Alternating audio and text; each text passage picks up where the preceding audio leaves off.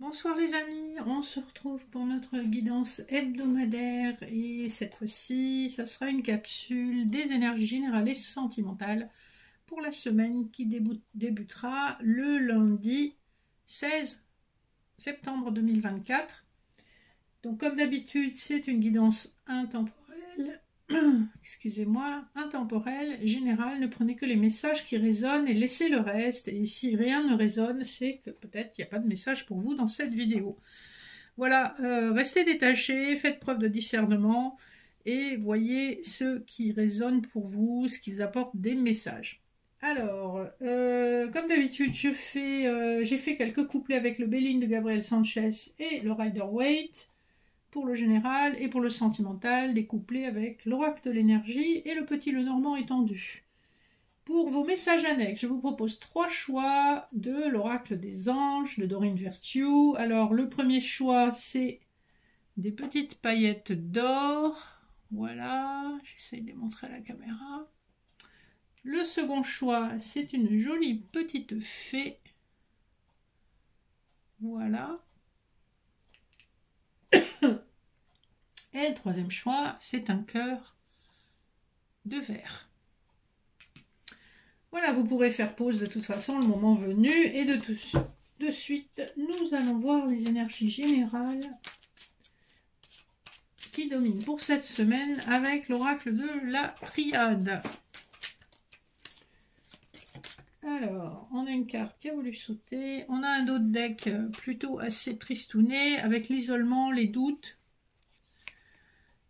Un homme donc qui doute et qui reste isolé, pourtant il est guidé, il est divinement guidé à la fois par ses guides et ses anges, et ça lui met du temps quand même à avoir ce déclic suite à une séparation. Donc vous voyez comment ça résonne à l'intérieur de vous. Ça peut être du professionnel comme du sentimental, puisque là on est un petit peu large. C'est un homme qui reste dans le silence parce qu'il est dans le doute, il s'isole volontairement suite à une rupture, et les cartes qui ont volé, c'est la carte du temps et la carte de la science. Donc on est plutôt dans l'analyse, on est plus connecté à son cerveau qu'à son cœur, ce qui n'empêche pas néanmoins une certaine forme de souffrance, même si elle est quelque part consentie. Ça peut être vous si vous êtes une énergie masculine ou un homme, ou ça peut être un homme proche de vous. Alors on va passer sans transition au tirage général. On va regarder les dos de deck du Rider-Waite. Nous avons le Hiérophante, donc le pape, le chevalier de bâton et le 9 d'épée en dos de deck, avec aussi le 6 de denier. On voit qu'il y a une personne qui perd le sommeil par rapport à des soucis, par rapport peut-être à une relation qui n'a pas du tout été équilibrée. On voit que c'est une personne qui veut se réconcilier ou concilier une situation, dans le sens où il y a un besoin d'officialiser les choses. C'est quelqu'un qui aura mis du temps, je pense, hein, avec les cartes qui sont tombées juste avant. C'est quelqu'un qui se fait beaucoup de soucis, mais qui a envie vraiment d'enfourcher son cheval et de partir de l'avant. Donc il y a du mouvement quand même, hein. On sent qu'il y a du mouvement, ça fait quelque temps que ça commence à bouger.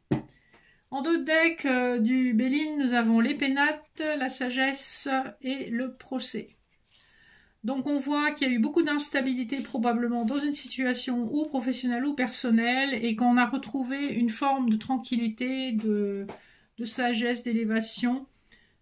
Suite à de la réflexion avec la sagesse, on voit qu'il y a quand même beaucoup de réflexion, et on peut se rapporter un petit peu au proverbe qui veut la paix prépare la guerre. Donc il a fallu faire certains choix difficiles pour obtenir cette paix dans le foyer. Les couplets. Alors, on nous dit la méchanceté et la route fortune. Donc, il y a une situation, effectivement, ça rejoint un petit peu ce qu'on a vu en dos de deck. Il y a une situation qui a été difficile, où on vous a vraiment pas fait de cadeau, où on n'a pas fait de cadeau à la personne concernée. Et on voit que la destinée, avec la route fortune, va se mêler de tout ça. Le karma frappe. Tout ce que vous envoyez vous revient comme un boomerang. Donc la personne qui a été dans des énergies de méchanceté, de vengeance, de bassesse, elle va se prendre un beau retour karmique avec la route fortune. Et vous allez récolter ce que vous avez semé. Et en fait, on nous parle ici de justice divine. Donc les choses vont rentrer dans l'ordre. C'est vraiment ces énergies de changement là qu'on a en ce moment. Le deuxième couplet nous parle de présent et du 4 d'épée. On vous dit que vous allez récolter, que vous allez recevoir des cadeaux de la vie et on vous invite à vous reposer dans cette période transitoire avec le 4 d'épée. Vous avez besoin de repos, ça vous a beaucoup usé cette situation. Le troisième couplet nous parle de la beauté du 3 de bâton. Donc ici, vous êtes un petit peu dans la projection par rapport à ce cadeau de la vie qui arrive vers vous. Vous avez peut-être un peu de mal à y croire, donc vous regardez les choses avec le plus de détachement possible. Néanmoins, le 3 de bâton, c'est quand même, on se projette, on regarde, il peut y avoir un déplacement, un voyage ou la visite de quelqu'un qui vient de loin. Mais vraiment, on est dans ces notions de « Waouh, c'est presque trop beau pour être vrai hein », que ce soit professionnel ou sentimental. J'ai quand même plutôt le sentiment qu'on est dans du personnel hein, sur les tirages en ce moment. Alors, le dos de deck du petit Lenormand, que j'ai mis de côté.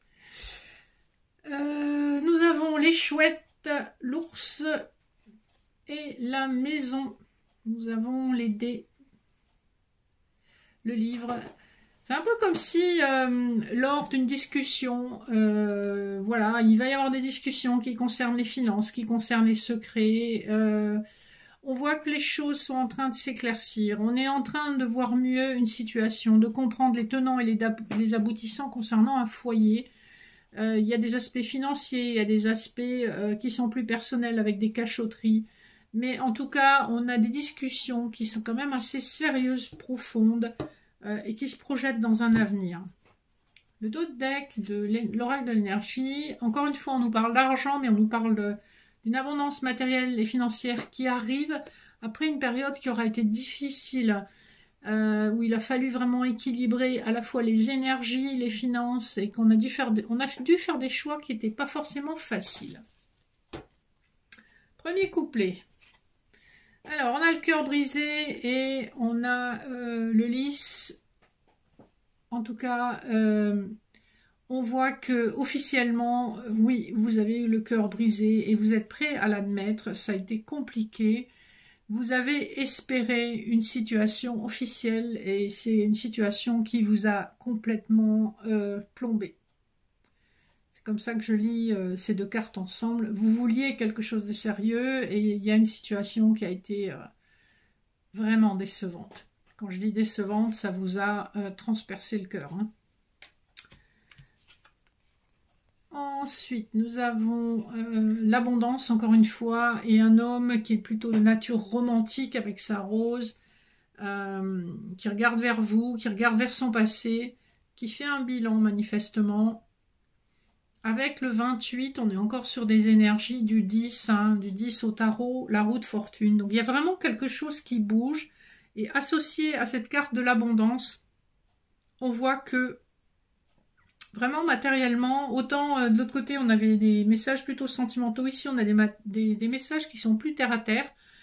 Donc il va y avoir une abondance matérielle, il va y avoir une amélioration de la situation. Là où on était coincé, là où on était serré, on va enfin être à l'aise. Et le dernier couplet nous parle d'une femme qui est prête à donner son cœur après une rupture, une renaissance avec la faux. Notez qu'on a encore une fois le chiffre 10, regardez, c'est quand même assez incroyable. Là, la femme qui donne son cœur, elle est marquée du 44, 4 plus 4, ça fait 8, ça nous fait la justice. Ça rejoint aussi l'énergie de la faux. Donc on termine, on quitte une situation, il y a vraiment une situation qu'on laisse derrière soi et on ne va pas se retourner, on ne retournera pas en arrière. Elle a le regard un petit peu tourné vers la gauche, cette femme, donc elle repense au passé, mais clairement on est dans des énergies où on va laisser le passé derrière soi et s'ouvrir à quelque chose de nouveau. Donc si vous avez quelqu'un qui revient dans votre vie, il y a des chances que vous l'envoyez balader. Même si vous avez probablement encore des sentiments pour cette personne, même s'il y a une certaine nostalgie, il y a vraiment dans les énergies quelque chose d'assez définitif. On a beaucoup réfléchi, on a beaucoup souffert, et on n'est pas prêt ou prête à se remettre en danger pour cette personne qui a été complètement inconséquente, irrespectueuse et qui n'a pas fait cas de vous, de vos sentiments, de ce que vous ressentiez. C'est vraiment ce que je vois dans les cartes, hein. Donc là, ça bouge, les énergies bougent. Il y a vraiment la justice divine qui intervient pour remettre les pendules à l'heure et remettre les choses en ordre. Vous me direz en commentaire si ça vous parle. Et on va terminer cette petite capsule par les messages annexes. Donc, je pense que vous aurez fait votre choix entre les flocons d'or, la petite fée et le cœur en verre. Donc, on va commencer par les petits flocons d'or et vous avez le message suivant de vos anges. Si j'arrive à prendre la carte, voilà. Donner et recevoir. Donc, on nous parle d'équilibre, hein, ici. L'univers entier fonctionne en cycle comparable à vos inspirations et expirations. Quand vous vous contentez d'expirer, donner ou d'inspirer, recevoir, vous êtes en désaccord avec le rythme universel. Pour une santé optimale, pour vous remplir d'énergie, équilibrez chaque inspiration de votre vie par une expiration. Donc ici, on vous rappelle que tout est question d'équilibre. Et dans les relations, c'est encore plus important.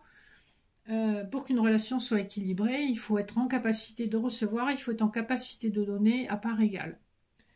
C'est ce qui fait que la relation évolue dans l'harmonie. Et on a vu que, justement, vous n'aviez pas été traité avec les égards que vous méritiez. La numéro 2, donc la petite fée. Nous avons la relation.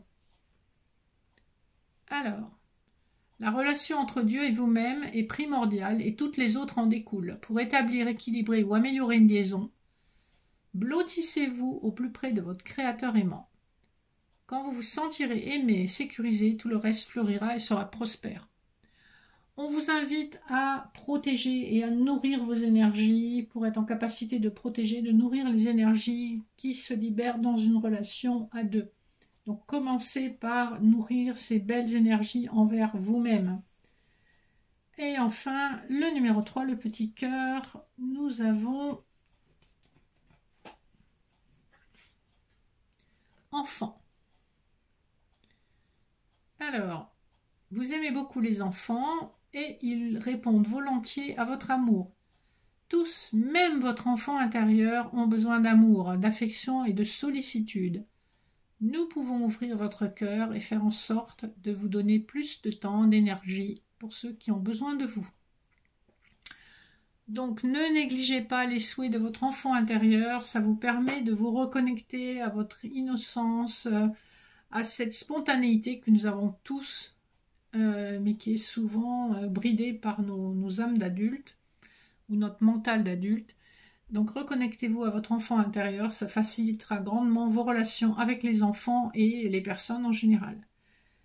Voilà les amis, les petits messages de ce soir, j'espère que ça vous aura parlé. N'hésitez pas à liker, partager, vous abonner si le cœur vous en dit. N'hésitez pas à me contacter pour des guidances ou des soins en privé, ainsi que les accompagnements pour les deuils et les ruptures difficiles qui vous impactent sur le plan émotionnel. Comme je vous l'ai déjà dit, j'ai un groupe privé Facebook qui est gratuit d'accès, où il y a pas mal de contenu justement pour travailler tous ces aspects de blessure. Et vous pouvez me rejoindre en écrivant au mail sous la vidéo. Mais écoutez, je crois que je vous ai tout dit. Il me reste qu'à vous souhaiter une excellente semaine. On arrive déjà à la mi-septembre, c'est fou comme ça passe vite. Je vous fais de gros bisous et je vous dis à très bientôt. Bye bye.